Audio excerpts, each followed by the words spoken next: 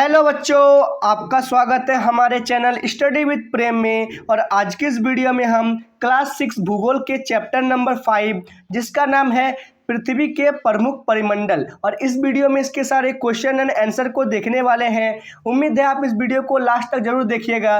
तो चलिए बिना किसी देरी के क्वेश्चन नंबर 1 को शुरू करते हैं। तो यहाँ पर हम लोग का क्वेश्चन नंबर 1 है, निम्नलिखित प्रश्नों के उत्तर को संक्षेप में दीजिए। तो पहला क्वेश्चन है, पृथ्वी के 4 प्रमुख परिमंडल कौन कौन से, अर्थात पृथ्वी के जो 4 प्रमुख परिमंडल हैं वो कौन कौन से हैं। तो उसके नामों को जो हम लोग को लिखना है। तो पहला है भूमंडल, जलमंडल, वायुमंडल और जीवमंडल। क्या क्या है, फिर से रिपीट कीजिए मेरे साथ।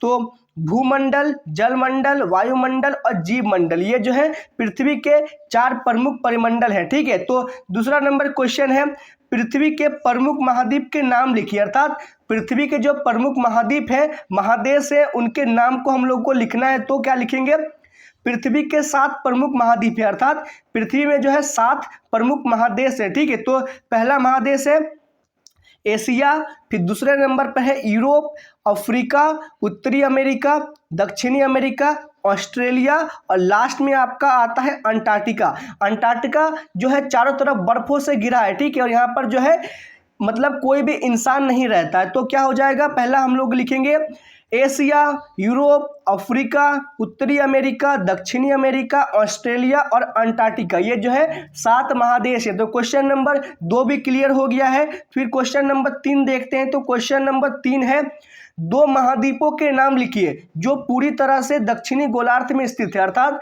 2 महादेशों के नाम लिखने हैं जो पूरी तरह जो है दक्षिणी गोलार्ध में स्थित है। तो क्या लिखेंगे, पूरी तरह से दक्षिणी गोलार्ध में स्थित 2 महाद्वीप। तो पहला है ऑस्ट्रेलिया और दूसरा है अंटार्कटिका। क्या क्या लिखेंगे, ऑस्ट्रेलिया और अंटार्कटिका। ठीक है। तो क्वेश्चन नंबर 4 देखते हैं। तो क्वेश्चन नंबर 4 है, वायुमंडल के विभिन्न परतों के नाम लिखे। तो वायुमंडल में जो होता है ना, वो कई सारे परतें पाई जाती है। ठीक है। जिसका पिक्चर जो है आप लोग साइड में देख सकते हैं। तो इसका उत्तर को हम लोग लिखेंगे। तो वायुमंडल के 5 विभिन्न परतें हैं जिनके नाम निम्नलिखित हैं, मतलब वायुमंडल में 5 परतें होती हैं जिनके नाम निम्नलिखित है। तो पहला है हम लोग का शोभ मंडल, फिर आते हैं समताप मंडल, मध्य मंडल, आयन मंडल और ब्रह्मंडल, जिसको हम लोग ब्रह्म मंडल भी कहते हैं। ठीक है। फिर क्या क्या है, शोभ मंडल, समताप मंडल, मध्य मंडल, आयन मंडल और ब्रह्मंडल। तो समझ लिया आप लोगों ने। पॉइंट नंबर मतलब क्वेश्चन नंबर 4 भी क्लियर है, मतलब विभिन्न परतों को हम लोगों ने देख लिया। फिर क्वेश्चन नंबर 5 देखते हैं। ठीक है। क्वेश्चन नंबर 5 है, पृथ्वी को नीला ग्रह क्यों कहा जाता है। तो पृथ्वी को कई जगह आप लोगों ने सुना होगा, पृथ्वी एक नीला ग्रह है, इसको नीला ग्रह क्यों कहते हैं। तो उत्तर में हम लोग लिखेंगे, पृथ्वी को नीला ग्रह कहा जाता है क्योंकि पृथ्वी का 71% भाग जल से घिरा है और अंतरिक्ष से देखने पर यह नीली दिखाई देती है। अर्थात पृथ्वी को नीला ग्रह पता है क्यों कहते हैं, क्योंकि ये जो है ना, इसमें 71% जल है और अगर हम लोग इसको अंतरिक्ष यानी कि ऊपर से देखते हैं तो ये जो है नीला प्रतीत होता है। ठीक है। इसलिए जो है पृथ्वी को नीला ग्रह कहते हैं। क्वेश्चन नंबर 5 के बाद अब क्वेश्चन नंबर 6 देखते हैं। तो क्वेश्चन नंबर 6 है, उत्तरी गोलार्ध को स्थलीय गोलार्ध क्यों कहा जाता है, अर्थात जो उत्तरी गोलार्ध होता है ना उसको स्थलीय गोलार्ध क्यों कहते हैं। तो इसके उत्तर में हम लोग लिखेंगे, उत्तरी गोलार्ध का एक बहुत बड़ा भाग, मतलब स्थल का एक बहुत बड़ा भाग जो है उत्तरी गोलार्ध में पाया जाता है, इसलिए उत्तरी गोलार्ध को स्थलीय गोलार्ध कहते हैं। बात को समझिए, देखिए उत्तरी गोलार्ध में जो है ना सबसे अधिक स्थल पाया जाता है। ठीक है। इसलिए उत्तरी गोलार्ध को स्थलीय गोलार्ध कहा जाता है। तो पॉइंट नंबर 6 भी आप लोगों का क्लियर हो गया है। फिर क्वेश्चन नंबर 7 देखते हैं। तो जीवित प्राणियों के लिए जीवमंडल क्यों महत्वपूर्ण है, अर्थात जो जीवित प्राणी होते हैं ना उनके लिए जीवमंडल क्यों आवश्यक होता है। तो इसके उत्तर में हम लोग लिखेंगे, जीवमंडल स्थल, जल तथा हवा के बीच का एक सीमित भाग है। ये वो भाग है जो जीवन मौजूद है। यहाँ जीवों के लिए बहुत सी प्रजातियां पाई जाती हैं। मनुष्य सहित सभी प्राणी जीवित रहने के लिए एक दूसरे से तथा जीवमंडल से जुड़े हुए हैं, इसलिए जीवित प्राणियों के लिए जीवमंडल आवश्यक है। देखिए अगर किसी को जीवन जीना है तो उसके लिए जीव मंडल इसलिए आवश्यक है क्योंकि जीव मंडल में उसके जीने के लिए सभी साधन है, ठीक है। वो वायु से ऑक्सीजन ले सकता है, वो जल से मतलब वो जल को पी सकता है, ठीक है। इसलिए कहा गया है ये वो भाग है जहाँ पर जीवन मौजूद है, यहाँ पर यहीं पर जो है केवल मनुष्य जीवन जी सकते हैं, ठीक है, और अन्यथा कहीं पर भी नहीं जी सकते। यहाँ जीवों की एक बहुत सी प्रजातियां पाई जाती है, मनुष्य सहित सभी प्राणी जीवित रहने के लिए जो है एक दूसरे पर जो है निर्भर करते हैं, ठीक है। तो क्वेश्चन नंबर कितना था, क्वेश्चन नंबर 7 भी आप लोगों का क्लियर हो गया है। क्वेश्चन नंबर 7 में क्या था, जीवित प्राणियों के लिए जीव मंडल क्यों आवश्यक है, इसको मैंने जो है आप लोगों को अच्छी तरह से समझा दिया है। आप लोग जो है इसके आंसर को देख लीजिए और होगा तो कॉपी में नोट कर लीजिए, ठीक है। फिर क्वेश्चन नंबर 1 यहाँ पर आप लोगों का क्लियर हो गया है। फिर क्वेश्चन नंबर 2 देखते हैं। तो क्वेश्चन नंबर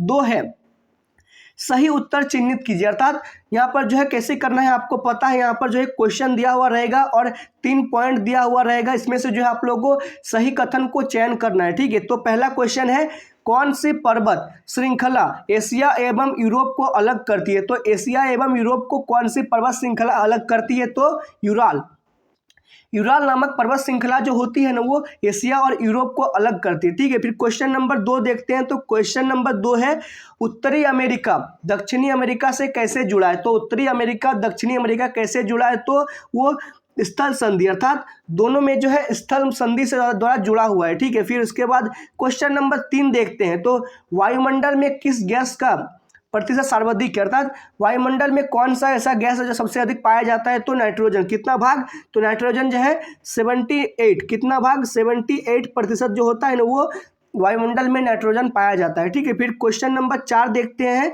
तो पृथ्वी का कौन सा भाग ठोस चट्टानों से बना है, अर्थात पृथ्वी का ऐसा कौन सा भाग होता है जो ठोस चट्टानों से बना है, तो स्थल मंडल, थल मंडल बोलो या स्थल मंडल बोलो, वो जो है ठोस चट्टानों से मिलकर बना है, ठीक है। फिर क्वेश्चन नंबर 5 देखते हैं। सबसे बड़ा महाद्वीप कौन सा, अर्थात सबसे बड़ा महाद्वीप कौन सा है, तो हो जाएगा आपका एशिया। एशिया जो है सबसे बड़ा महाद्वीप बोलो महादेश बोलो सबसे बड़ा है, ठीक है। फिर क्वेश्चन नंबर 2 यहाँ पर क्लियर हो गया है, नीचे इसका आंसर दिया हुआ है, इस आंसरों को भी आप लोग लिख लीजिए। फिर उसके बाद क्वेश्चन नंबर 3 देखते हैं, ठीक है। तो क्वेश्चन नंबर 3 में क्या करना है आपको पता है, कुछ क्वेश्चन दिया हुआ रहेगा और खाली स्थानों को आपको सही कथनों के साथ भरना है, ठीक है। फिर उसके बाद देखिए क्वेश्चन नंबर 1 है पृथ्वी का सबसे गहरा भाग डैश प्रशांत महासागर में स्थित है, अर्थात पृथ्वी का सबसे गहरा भाग कौन सा है जो प्रशांत महासागर में स्थित है। तो इसका सही आंसर हो जाएगा मारियाना गत्र। क्या हो जाएगा, मारियाना गत्र बोले या मारियाना ट्रेंच बोले, ये जो है पृथ्वी का सबसे गहरा भाग है और यह प्रशांत महासागर में पाया जाता है, ठीक है। क्वेश्चन नंबर 2 है खाली स्थान महासागर का नाम एक देश के नाम पर रखा गया है। तो कौन से महासागर का नाम एक देश के नाम पर रखा गया है, तो हिंद महासागर। यहाँ पर क्या लिखेंगे हम लोग, देखिए नीचे आंसर दिया हुआ है हिंद महासागर।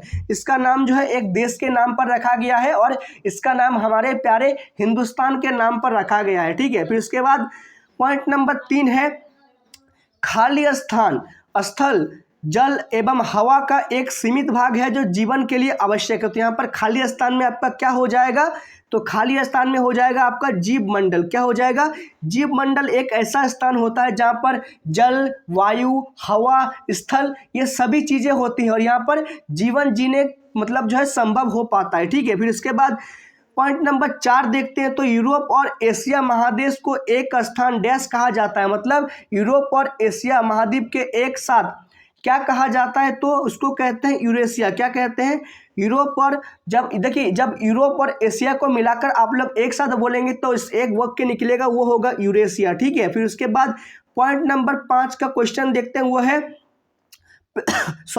पृथ्वी का सबसे ऊंचा पर्वत शिखर डैश है, मतलब पृथ्वी का सबसे ऊंचा पर्वत शिखर कौन सा है, तो यहाँ पर हो जाएगा माउंट एवरेस्ट। क्या हो जाएगा, माउंट एवरेस्ट जो है पृथ्वी का सबसे ऊंचा पर्वत है और इसकी ऊंचाई कितनी है, तो 8,848 मीटर, ठीक है। 8,848 मीटर, इसको याद रखिएगा, ठीक है। तो इसके साथ क्वेश्चन नंबर 3 भी आप लोगों का क्लियर हो गया है। इसके क्वेश्चनों को पहले देख लीजिए यहाँ पर और नीचे जो है आंसरों को दिया हुआ है, ठीक है। फिर उसके बाद एक लास्ट क्वेश्चन है मानचित्र कार्य में। मानचित्र कार्य में एक लास्ट क्वेश्चन है, इस क्वेश्चन को भी देख लेते हैं। इन नामों को जो है आप लोग पढ़ लीजिए, इसको जो है हम लोग को मानचित्र में दर्शाना है, ठीक है। नामों को पढ़ लिया, चलिए मानचित्र को देखते हैं और दर्शाते हैं, ठीक है।